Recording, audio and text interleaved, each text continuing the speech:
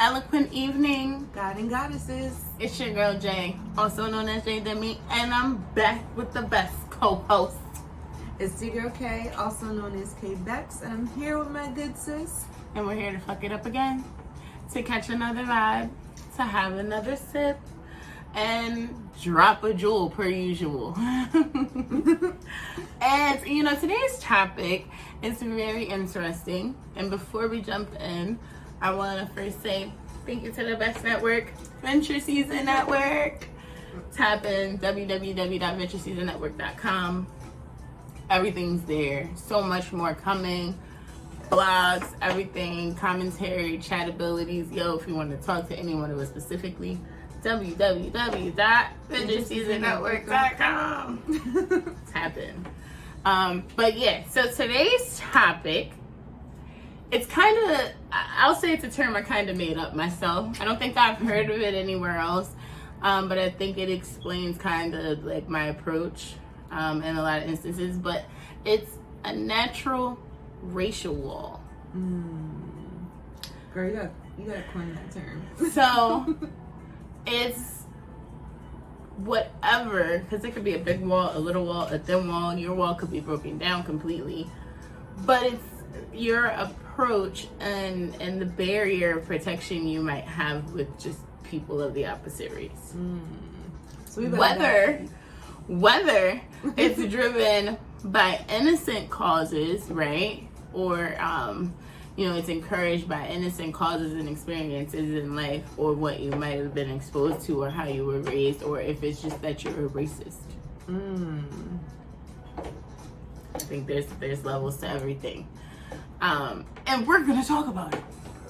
Cause again, I feel like, now before I tell y'all where I feel like what mine is that I think exists, I'm gonna ask my good sis if she thinks that other people have racial walls, or am I just weird out here in these streets?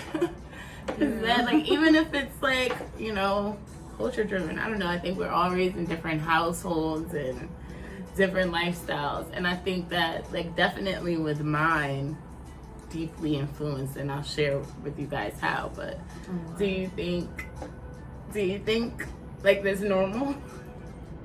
I do, only because, like, you have to think too, like, a lot of people in this country, like, even though we're a melting pot, like, there are still a lot of areas in this country where, like, minorities aren't as prominent, and if they are, they're kind of secluded in one area of that state or of that city.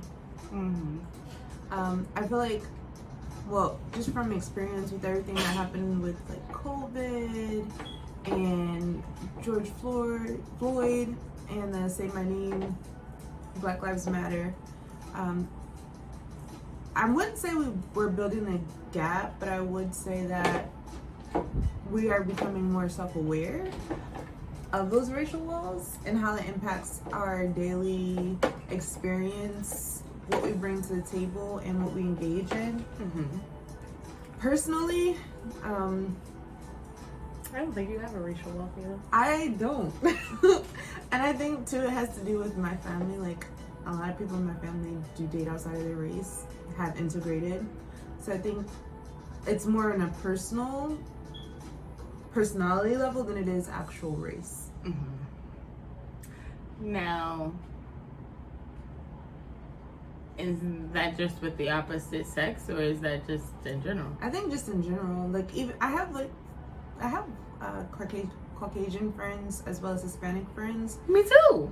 I will say though, not to say that people with these walls are saying like, oh, like, you know, but it's all right. Let me give my insight just a little bit. Spice it up.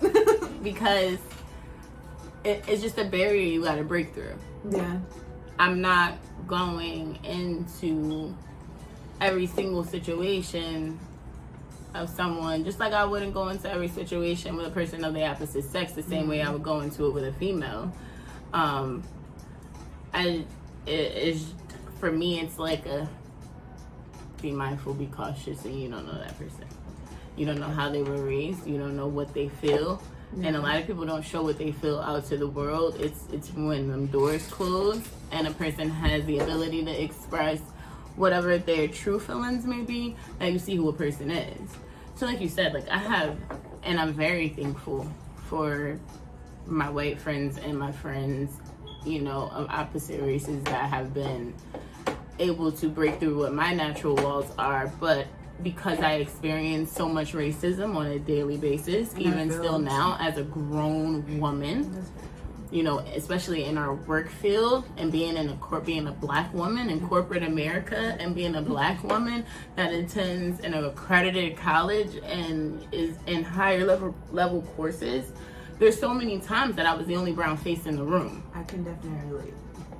And I didn't feel welcomed immediately. And then maybe 2 or 3 people decide to give me the opportunity to feel welcome, and they open up. And even still, there's a red flag where I'm like, okay, why are you doing this? Are you doing it because it's the right thing to do, or because you want to? Because once we get past the right thing to do, everything is based on what you truly feel. So is this what you truly feel, or do you just think it's the right thing to do because of our environment? Now, this may also be, and this is where I said, like, this may be just a thing for me. I don't know. Maybe I'm just sharing, like, an open space for myself with you guys. But I feel like when we really look at any relationship, there's some sort of guard or wall we have up. You know, just because we've had our heart broken in the past and we don't trust people doesn't mean we can't love someone. You get what I'm saying? It's just that natural wall. And for me, I feel like I've referenced in this podcast multiple times, I was raised by a woman born in 1946. It makes a big difference. 1946? That literally is like amazed when she comes across a Caucasian person that is genuinely nice and doesn't want anything, or isn't trying to hurt her in any way or cause a problem. And it's still like you still don't trust. You can indulge if that's what you choose to do, but you verify and you be careful and you be mindful of that fact. So that was like what the whole Texas trip for me was about. I told y'all I went to Texas. First of all, my grandmother would have slapped me if I'd have been like, if my grandma was still alive and I was like, yeah, I met this coworker virtually. She lives in Texas. I'm gonna go stay with her in her house with her Caucasian family, and I'm gonna get to know her. She probably said, "Put me on speed out, She would have fought me so bad on going. Like I promise you, she would have been like, "You didn't think about this. Like you're not thinking straight. Like, well, why can't you just get your own place?" Like that's how she would have. And it's not because it has anything to do with Amy herself or her family. It's just the experiences she's had with white people, and me being her baby. It's what she taught me in order to protect myself. Now, me being raised in a space where I'm not racist, and I never want anyone to think that I am, I do, you know, I try to suppress that wall. I'm trying to get the wall not gone, because I do think there's beauty in protecting yourself, because some people do racist things to you. And I feel like, you know, there's a part of the barrier that's necessary, because just like a man has to prove to you that he's worth you trusting him sometimes after you've been heartbroken, it's the same thing here. I've literally experienced racism so many times in my life, and people will paint it as something else, but we're not crazy. And you know, I feel like there's a lot of beauty in not having to force people to prove who they are before you let them in. But I feel like that's also just something I'm working on in my regular life, and being in the whole transparency thing of just making sure that I'm being clear on the things that I want. So I went out to Texas with the hope that, because I feel like, you know, you fear what you don't know. I know I fear what I don't know. When there's something that I just completely don't understand, it's like I don't want to even encounter it. I don't want to come across it. I don't want to encounter it. I'm good. You think so? I think so. Take a plunge. I think so. If it's something I have to do, or if it's something that I want to do. But when I don't understand it, yeah, I fear it. That's why I try to understand everything that I can about certain things before jumping in. Like, I need to know the parts that make me feel insecure and what I feel like I don't understand and what I'm uncomfortable with, because once I know it and I understand it, then I'm more comfortable. I don't like being uncomfortable. So when I am uncomfortable, I know it's because I'm fearing something that I don't understand and I don't get it. And help me understand it. Maybe there's a part of it I've never even known existed. So that's what I went out to Texas with in my head. Like, I want to see what the difference is. Like, what is the big thing that, like, my grandmother would have been like, oh, hell no, you don't do that. Like, why would she have done that? and I don't. And I also wanted to go and have them show me all the reasons that I should be comfortable having that wall down. But you want to know what's crazy? When me and Amy went out, I experienced a few points of racism, and I was able to show her, like, see? Do you see? And she was able to be like, wow, that's... And quite a few times she wanted to say something, like, no, I'm not showing you for you to say something. I'm showing you because it's like, this is why I am the way I am. Like, show me who you are first, and then I'll trust you. Until then, we're just going to exist in the same space. I don't need to, like, tell you about my life and my family and get to know you and want to go out and have a drink. Like, I don't need to do none of that because I don't know who you are. So there has to be a point where you push through my barrier wall. Right. That's just naturally there because of my experiences. Like, that's why it's crazy. It goes back to the fact that this isn't just even about how you're raised. It's reinforced all the time through the experiences and the things you've been through. It's crazy that you bring that up. And just like to go back on you having that experience in person, and her being able to like actually see it, and it's a teaching moment on that receiving end. But I also feel like in regards to Black women, it's also a teaching moment for us as well. Because a lot of times I feel like we suppress who we are for the comfort of others, as well as for protection of ourselves. Yep. And that's... I feel like it's okay to have those walls up. We do it in every relationship. If your parent constantly calls you a bitch every day, you gonna wake up every day expecting her not to call you a bitch? No. But you gonna put that bitch on top of it. Right, and it's like you're gonna approach the world differently because you got bitch every day. You get what I'm saying? Like, so it's not even just the fact that I was raised by a woman born in 1946 that experienced so much racism in her life. I'm talking about my grandmother's older brother marched with Dr. King. Shout out to my Uncle Wes Coleman. Okay? Literally walked in the Million Man March. So I'm raised with that history one-on-one. Happy to see the movies and stuff that come out because she's like, I lived through that. I was around when that thing was happening. Whenever that thing, whatever it was, is going on, I totally experienced every part of it from start to finish. And this is what I've seen them do. Even the ones that I thought were nice. Even the ones I was comfortable inviting in my home. Even the ones I was comfortable inviting to my dinner table. So it's like, right. So it's like, then I'm going through life and constantly having experiences where it's like, am I tripping? Hold the or not. It's like we're always walking on that fence. And when I got to the age where after taking so many Black history classes, which when I will say, shout out to Mr. Carey, Willowboro High, because he gave you the raw, man. He showed you that stuff that, and then I know, like, there was even points where I believe he got in trouble for how brutal the things he showed us was, and the fact that some of the students would leave angry. And it was like, I dare one of the very few white students at the school to even think that they're gonna talk to me crazy or call me boy or call me son, like, because it ignited so much anger. Try to think about it like that. Like, that's this type of stuff I watched all the time. You get what I'm saying? That's I literally was raised by a person that lived in that era. Literally. You know what I mean? So it's a great thing to hold on to. But then also you gotta let it go too, right? And that's the hard part. But yeah, hold on to and still let go. And that kind of leads me into my next question.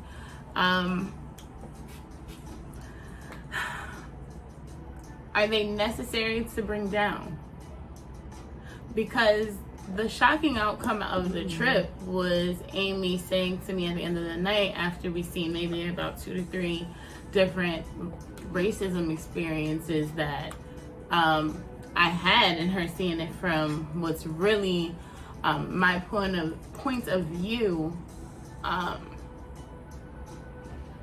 Her response to me when I literally asked her at the end of the night, like, so like, how do I break these walls down? Like, how do I go into these things more comfortable or more blind, or not forcing someone to show me that they are nice and that they are open to me and who I am as a person before I kind of let that go?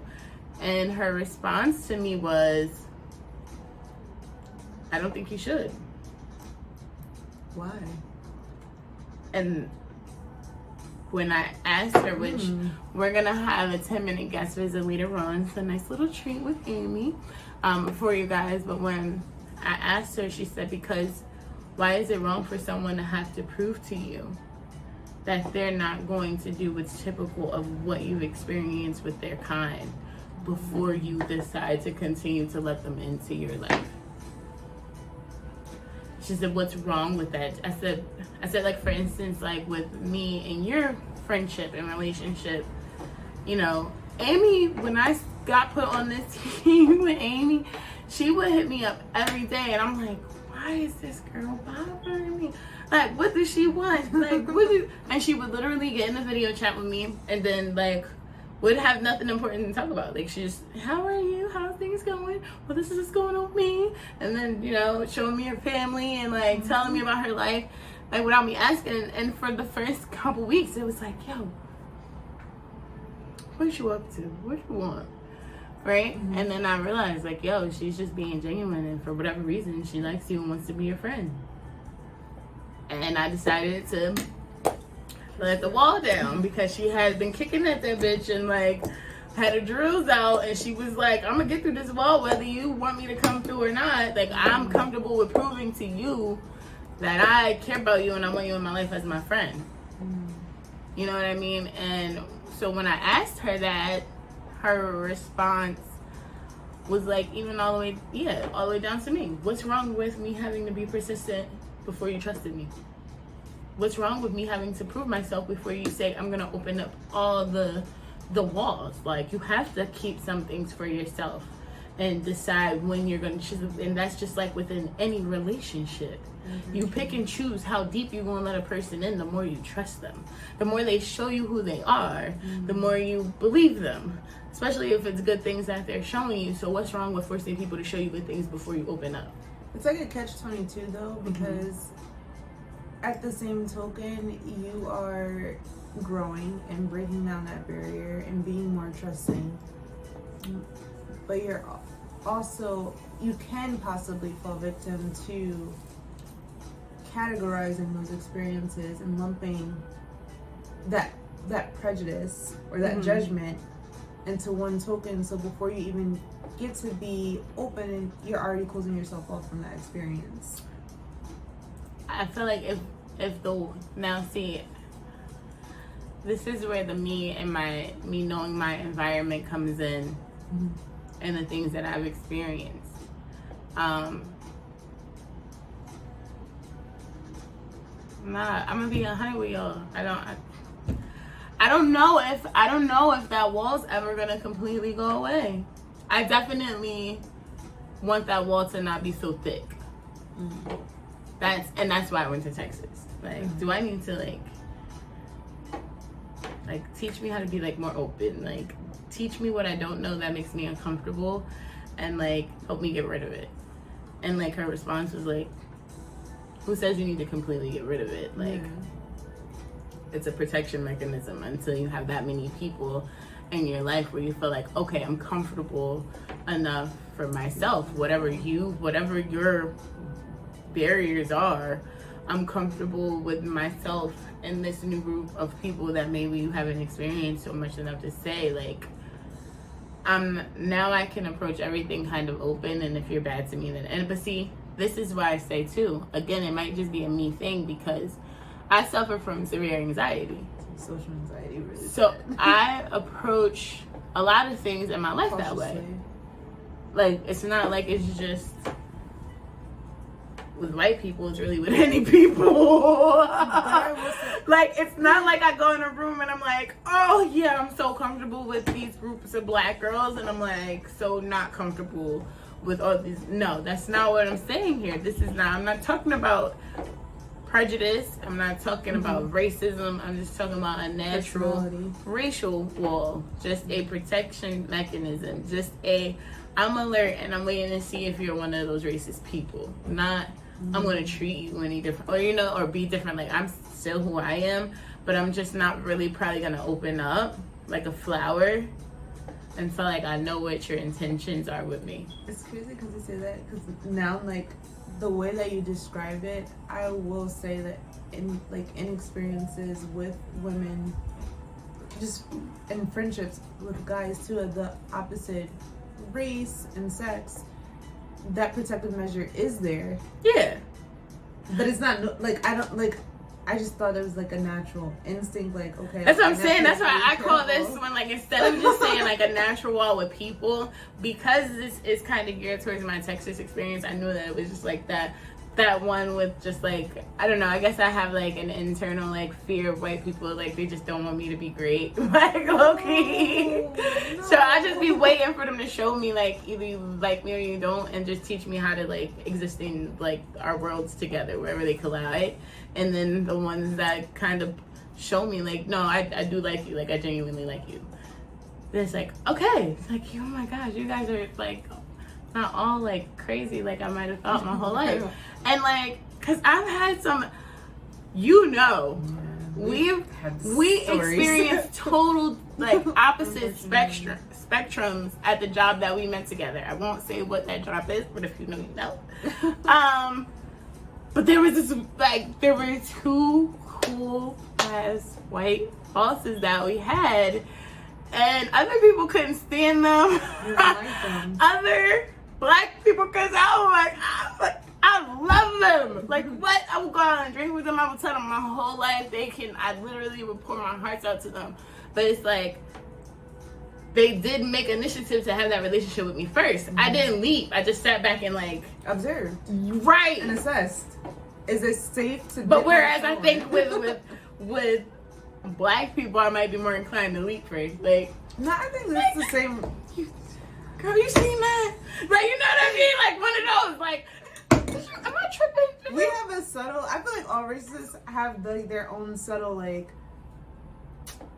communication that they have between each other. Like, I know you just saw what I saw, or you keep game, but it's expressed differently. Because everybody's different. So like for me, all right, those white people that I love, it's like they're like the jewels in a haystack of fucking rhinestones. And it's like, so like, why not expect them all to be rhinestones until they scrape against the wall and prove they're a jewel? Like, why do I have to expect them all to be fucking jewels first?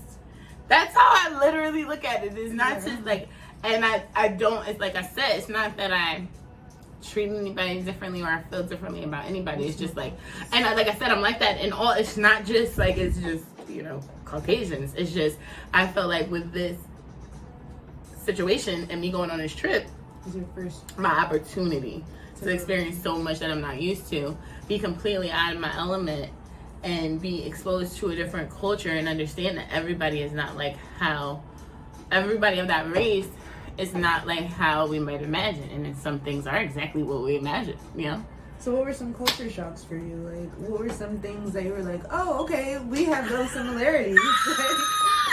I'm gonna tell Amy on the 10-minute visit that I said this, but and I told her I was gonna say it anyway. So they don't use washcloths. Now they use loofahs, okay? They do use loofahs. They do use loofahs. I need a washcloth. I use the loofah after the washcloth, me personally. So once I found out, let me tell you, it's so funny how I found out. So day 2, I'm like, oh Amy, like where should I grab a towel and washcloth from? she didn't say anything about the washcloth. She's like, oh, it's just, it should be in, there should be towels in the closet, by the bathroom. I'm like, all right, cool.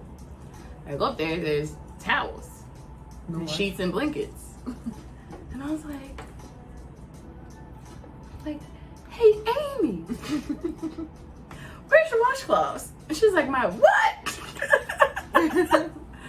Your washcloths. And she was like, she comes over to the steps and she looks at me. She's like, so when you say washcloths, what is that? Because they call them hand towels, I think. I don't know. So I was like it's like a small, I was like, it's like a really tiny towel that you use to like wash your body with. Like you put the soap on and you use to wash your body. So I'm like, okay, hold on 1 second. I think I have something similar. I think it's called a terry cloth that you use to when you dry the car. Is that what it's called? Terry cloth? Don't quote me. No, I'm gonna, again, it's okay because we're gonna find out in 10-minute guest visit today with Amy. So I'm gonna ask her what it's called. But this is how is that used to like dry the car off so like it doesn't have like screeches and like streaks or whatever. Microfiber, like a microfiber. Yes, that. Washcloth. Okay. That. So now before she gave them to me, she's like, I think I have something. So like I went back in the room. I was waiting and I'm telling my boyfriend, I'm like, so Amy doesn't have washcloths. And so it's like, what? I said, yeah. I said, just give me a sock. I'm from the hood. Like, I would use a sock. Yeah. So as she's getting out of the sock, she comes with the washcloths and she gives them to me so that I take a shower or whatever. And when I got in the shower, I'm like, Amy. She's like, what? I was like, I gotta tell you, that was the most cliche white shit that I've ever seen in my life. She's like, what you talking about?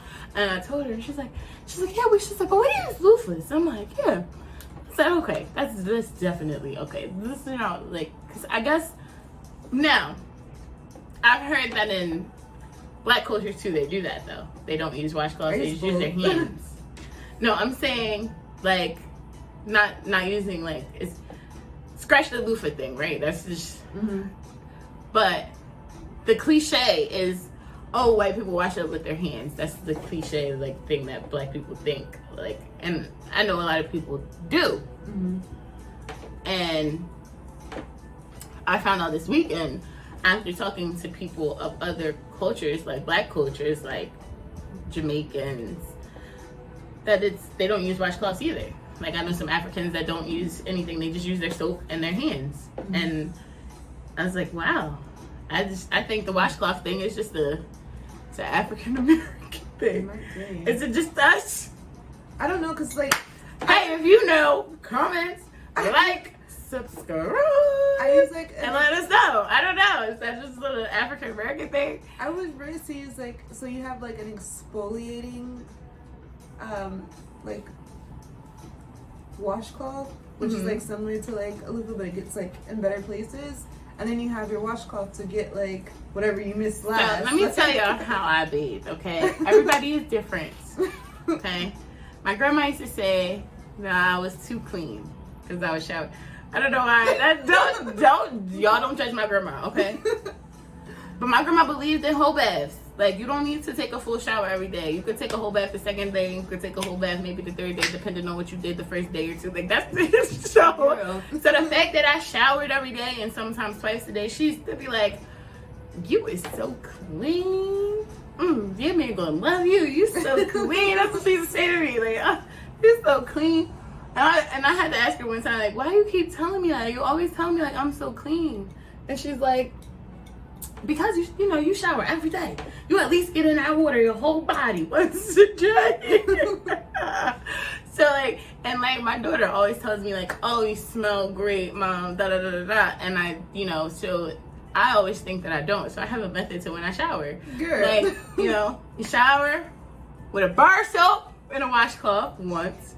Then you rinse off. Then you shower again with the bar soap and a washcloth. Then you rinse off. Then you get your loofah or whatever you want to do with your shower gel so you can exfoliate it into your skin so it smells amazing. To finish, that's how I personally shower. I don't like loofahs. I'm not gonna lie, I don't like loofahs. I just like washcloths. Just give me 2 or 3 washcloths to get through my shower. I need 2 or 3, one different from the face to the butt and body, and 2 to 3, because it depends. Like if I'm washing my hair, I'm gonna need that 3rd one to get whatever the residue from right, shampoo. just dripping all in my face and stuff as I'm trying. I need that to get that off, and still my body and my face. Everybody's different. My family loves the fucking loofahs. They all love them. Excuse me. I like them to travel because you can just Burp, bitch. Burp. But go ahead. I was like, I agree. Like, I like them to travel. Like, I feel like you should carry both when you travel because then you have like. I don't carry shit when I travel. Wherever I'm staying at, you better have a fucking towel and a washcloth. Girl, I always like to be prepared. Is that like controllish? No. Yeah, listen. When I went to Texas, I just threw some outfits in a bag and a couple of in my makeup bag with a carry-on. I was like, I don't get it. It's just what it is. Girl. That's freedom. That part. But you know, I think it's crazy. That is a culture shock though. Yeah. That was like one of the like that's but I will say I think that was maybe the only cliche thing other than the urban spot we went to. Okay. Shout out to the Commonplace. If you ever in Dallas, Fort Worth area, it's called the Commonplace. It's a brunch spot. And I'll show y'all on here again. We'll edit it in at the end. They have 88-ounce mimosa towers, and it's only $44. I drank the whole mimosa tower almost by myself. I think there was only like 12 ounces left. Nobody at the table drank. I was the only drinker, so. Girl, you and I did, man. I enjoyed it. So if you ever there, go there. But I think that was the first time like having like being in that like urban environment, because like when we went out and we enjoyed ourselves in their areas, it was like, you know, full on cowboy bars. Like we went in, like Aunt was playing pool with cowboys, okay? Pets. I'm talking about one girl was getting married and she was in there with her bridal party, and they all had on like the 2-piece jean outfits with the bell bottoms and the little things that dangle and the cowboy boots with the big hats. I said, bitch, now let me put a couple sisters in these outfits. We will fuck out. Get Texas up, okay? Don't. But the next time we go back, Amy's gonna go to a black club with me. So that should be exciting, and I will keep you updated on next. I'm gonna let y'all know how that go. I'm gonna have footage from that. That should be very exciting. But good times. But yeah, that's the most cliche thing. Yeah. Definitely the most cliche. Okay, so right, we've talked about this racial wall, right? So just to quickly go back a little bit, do you think this wall is influenced by nature or nurture? I would definitely say nurture, only because it depends on the environment that you grew up in, will determine to the caliber that you have that boundary. But you just said you kind of have that boundary in all relationships, so how's that true? I think mine is more in regards to personality. But even still. But so you think it was taught, because my parents, I would say I'm a blend of both my parents and their resolutions. Oh yeah, I can see that. Very true. I think I can agree. I think the part that I will say is nature is kind of the way that you handle it. So I think that's directly nature, how you handle it and how you approach it and how much it impacts your life. Because like I said, there's a thickness to the wall. I feel like if your wall is extremely thick, you're probably a racist. And yeah, like if it's like to the point where nobody can break through it, you gotta be exuding that shit all over every fucking where. And there has to be prejudices and things that you're doing that are creating these experiences that you're having that keep telling you that your decision or your reservations about certain things are correct. Yeah. So I think that, your reaction to these experiences and your reaction to realizing that you have any type of a wall and figuring out if breaking it down is the goal or if it's a safe place or whatever it may be to you, I think that's the part that is the nature.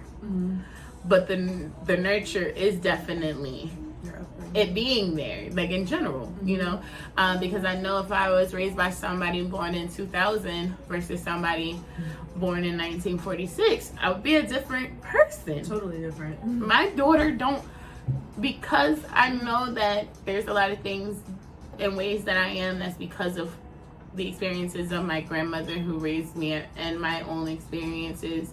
I know that they're very different than what my children's experiences are going to be. So, like, I do share with my kids my feelings about certain things, but I also encourage them to just be open if they're comfortable doing that. You know, most of my daughter's friends are Spanish and white. Yeah. You know, I had to, like, get on her one time because there's this, she came up, she had an issue with a black girl. And she came up and she was like, tired of these fucking wretched ass black girls. And now you can feel how you want. Me and my kid, then we have a space where I let her get her cursing off as long as it ain't at me. I'm tired of these fucking black girls. Oh, you ain't gonna be saying it like that. Cause you a black girl. She's like, no, but I'm just talking about the ratchet ones that act like they can't have a conversation. And this. I'm like, listen, you ain't gonna be saying it like that. Putting us all in the box. I said, but I understand what you mean. Just ratchet bitches. Yeah. I'd rather say ratchet bitches than ratchet black girls, even though I know what you mean. Now, it's because us as black women, we don't take no shit. We got walls up with everybody, even our own sisters. And that's why I said, it's not to say that when I walk in a room and I'm in a room full of black women that I don't have any type of, you know, antennas up, like I'm watching, trying to see who feel what. Like I don't know. It's not like it's just, you know, with a certain type, but we're just talking about it because of the trip, and this is what I was working on while being on the trip. But, you know, I had to tell her, like, you can't put us all in a box like that. Some of us are like that. Some of us ain't. So you don't say it like that. You gotta find another way to say what you mean. Say that black girl is ratchet. It's like hard though too, because like when you're one that your walls aren't as high as like other people within your culture, you are deemed that, oh, like you're the Oreo or you're the token black girl. Like no, like our personalities just match. And I'm sorry, but I'm gonna be open to a lot more experiences because I want to see how the world works. Like I don't want to just limit myself to my environment. My cousins up north in North Jersey always my whole life called me a white girl because of how I speak, because of how I talk, because of how I dance, because of the people I choose to be friends with, because of the fact that I'm not like, you know, whatever the case might have been, right? And you know, what I will say is I don't deal with that now as a 30-year-old woman in my family, and people are, you know, older, and I'm sure we're all more mindful of that, but that's what I dealt with my entire life, right? And when I'm around the people from Willingboro, where I was raised, shout out to the 609, they all felt like I was ghetto, hard, gangster, like scary, like girl. It was like you didn't want to piss me off. Like there was very few people that did push my buttons, but it was normally because they was fucking with my friends, not really me. So the demeanors from both spectrums are like, yeah, you know, it's never in the middle. Yeah, so it's like it's crazy to see that where someone else is from or what their own experiences are, how they perceive the very same person. I was the same person around my cousins up north that I was around the people in Willingboro. I was always me. But because of their own experiences, they perceived it different. You know what I'm saying? So I think that there are a lot of things in our past and in our everyday that may continue to influence. Yeah, that's very true. And reassure and reinforce that that's necessary. You need that there because some people gonna do this to you if you're not looking for it. And why take the short end of the stick because you just decided not to look? Like, you know, it's messed up to think about it like that, but like that's the like crazy way that I think about it. Do you think you're racist if you have these walls? That would go. I think it goes back on what you said, that nurture versus nature. It's what you do with it that will determine your racism. Because you could come from a background where, as a black person, your parents might not be as open to integrating with other cultures and other races. Is that prejudice?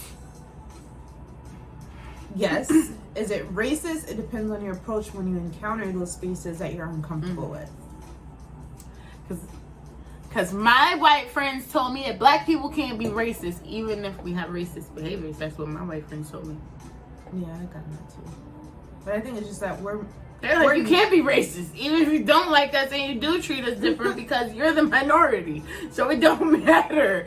Like, you can't be that. I can call you plenty of other things as a person, but that's like one thing that I can't call you.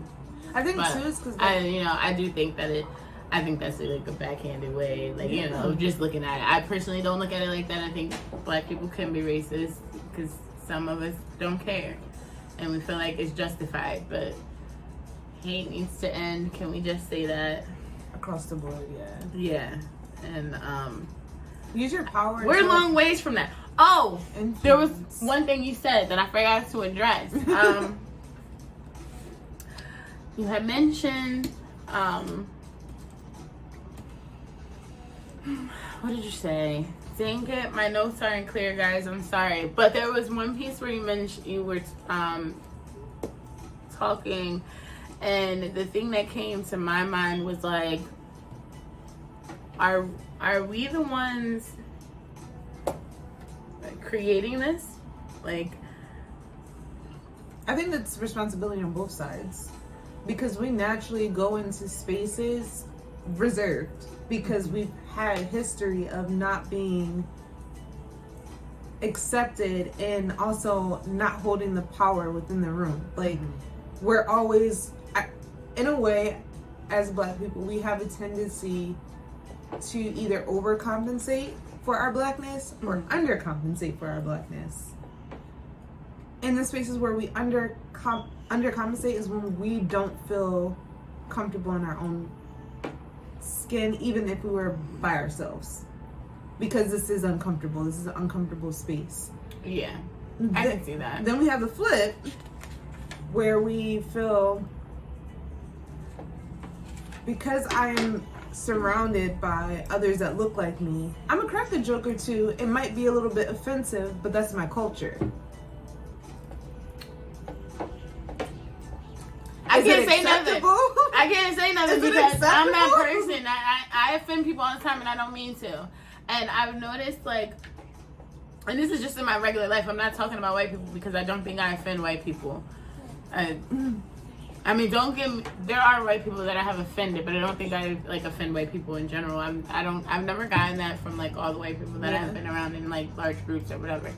But just in general, I'm offensive. I have been offending people a lot lately, and I haven't been meaning to. You and me both. I'm like literally laughing in like videos with people, and I'm like I'm thinking we're having a good old time and everything is good. And it's like they're like, what's wrong with that bitch? Like, why is she acting like that? And I'm like, it was not intentional. Like, damn, I can't play with everybody. As long as shit, I ain't by myself. Clearly, okay. No, like it's like crazy because like I don't mean to. I really swear to I don't. It was this post on Twitter, right, where this girl was like, black women very rarely get the opportunity to be silent and people not take it as offensive. Mm-hmm. And just from personal experience, is very true. Like, I feel like we kind of are like, we have to be the backbone and the glue to piece all of this together. But when we're not in alignment, it's like, oh, the way that you're behaving or the way that you're acting is offensive, when it might be something going on with me and I just don't want to express that right now. Like, I don't want to have a conversation about it right now. My bad for bringing the bad vibes. Like, right, but I should be able to have that moment. It's a human decency. Like, yeah, I've offended some friends. I'm sorry. I'm gonna go on an apology tour. Right, it's not even funny, but like, I'm sorry, y'all. Like, it was a season of growth. Clearly, y'all, I'm sorry. We'll just let y'all know. My son's here. Yes. He's gonna be a part of this, and I'm not gonna edit it out. And you know, he is like, we're gonna be here. So say hi to the people, and then you have to we're just gonna let him finish out with us. Is that what we're doing here? All right, he's gonna rock out with us. You'll see his mohawk. He's really hyped about his mohawk. It's not sticking up like he normally like, right, boy? It's my boy shout right there. But yeah, I've been very offensive, and I'm sorry because I really don't be meaning to. But you don't know what you like have done to somebody until they tell you, and a lot of people don't tell me. I just find out from other people. But I love y'all, and I'm sorry that I'm offensive, and I have those jokes that offend people, like you said, like. But if you know me, you know I don't mean to hurt you. Amy had to hear one of my jokes. And she laughed. Oh my gosh, she laughed. She was unfazed by my attitudes when I was getting mad. And so she's more liberal. Like she's more, her wall isn't as high because she's like, I just want to enjoy the company that I have around me. Yeah, I mean, I would say she's like you. There really is no real wall. But you guys are like that in general. Like it has nothing to do with race, right? And I guess that's why maybe it was a bad name to call this show, but that's how I thought about it when I went to Texas and I was trying to beat that wall down. You know, yeah. So like, don't denounce your experience. Like, that's no, but I guess calling it a natural racial wall may not be the right term. But it was like that was what I was facing when I went to Texas, and I was trying to. I was to narrow it. Like, that was me narrowing it. And I think that it's done a good job. I think that I learned that people are who they are. Mm-hmm. And people will surprise you. But I've also learned that people are shitty. And I think, well, I shouldn't have the wall like, I think your wall shouldn't be really thick and your wall shouldn't be really high. Like, we shouldn't be Donald Trump out here trying to build fucking walls and separate the people. That's not what I'm talking about here. I'm just saying, you know, just some shit maybe you gotta kick down. Like, that you gotta be willing to kick it down. Now, if you like your wall so much that it's so pretty, you don't want to kick down to get some other wall, then don't break a nail. Yeah. But if you're willing to break a nail, I'm willing to listen. And I'm willing to break a nail with you. Like, are you willing to break a nail? You busting down walls? Yeah. My son has a white girlfriend. Well, she's not his girlfriend, but he likes her. She's his close friend, you know? And that's fine. He likes what he likes. I used to sit right next to her all of the time on the bus. Okay, don't say her name, okay? You can't say her name on camera, okay? Okay. But he used to sit right next to her all the time on the bus, yep. And, you know, that's totally fine. They don't got the same walls as me. I guess that's the nurture part, right? Yeah.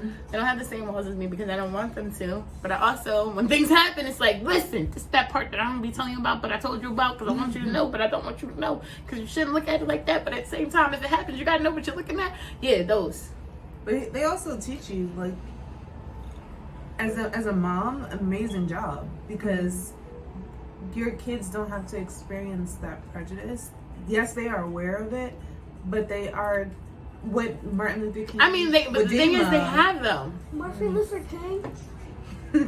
It's what he would dream of, like that. You judge people based on their character. Right, I'm gonna say they have to show that for my kids to see. It's not like they look at it like me and like kind of expect it. They look at it and they're like, they expect you to just be their friend, and then when you do things, it's like, well, why are they being like that? Mm-hmm. And it's like, well, some people think like this.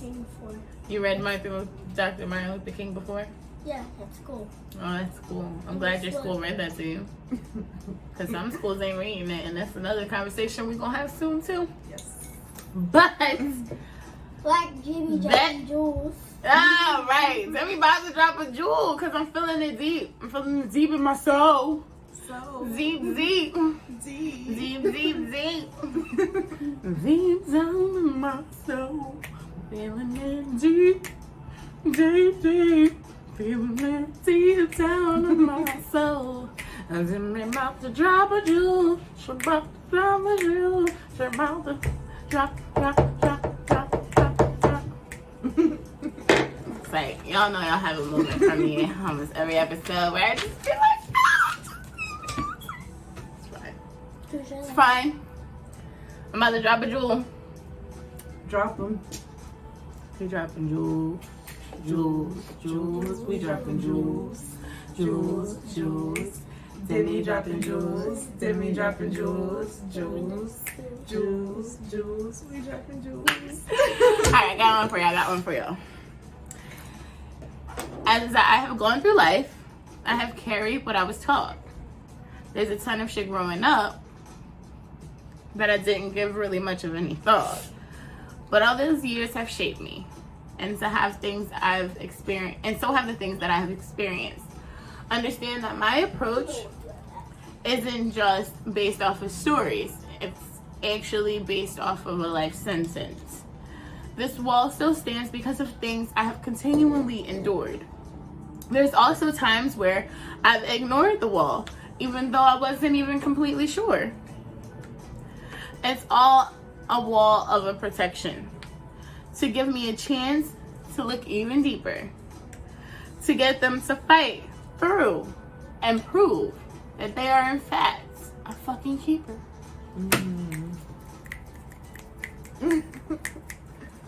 So bottom line is, I don't care what the experience is. At the end of the day, we got walls up in all relationships. Not really just race. You know, that's just one that I think that I've faced and overcome within myself, and I'm able to be honest with the fact that that's, I don't know, I can't even, because it's not like it's a thick wall, you know, it's just like, ooh, let me see what you're about first before I tell you my life. You know, so that's my place of growth in this aspect. And I think when it just comes to people in general and you approaching them, you have to find balance between vulnerability and strength. And we have to realize we don't always have to show strength, because sometimes there's a whole bunch of strength and vulnerability. And certain things you can't work through or learn or understand until you've been vulnerable. Or going through it, which my good sis did. I did. So, shout out to Texas. Shout out to Amy. We gonna make sure we're Always lit. watch Demi Dropp'n jewels. Always watch Demi Dropp'n jewels out of the mouth of motherfucking babes. My grandma always said, the kids said it ain't no lie. Feel me? So tap in. Tell them to tap in. Tap into Demi Dropp'n jewels. Say listen every week. Listen every week. Wednesday, 6 p.m. Wednesday, 6 p.m. And as every weekend we say, well, not weekend, every week we say, thank you so much for giving us 45 minutes of your life. Ding dong. Ding dong. Yo, peace, Love. and prosperity. See y'all next week. Bye. Bye.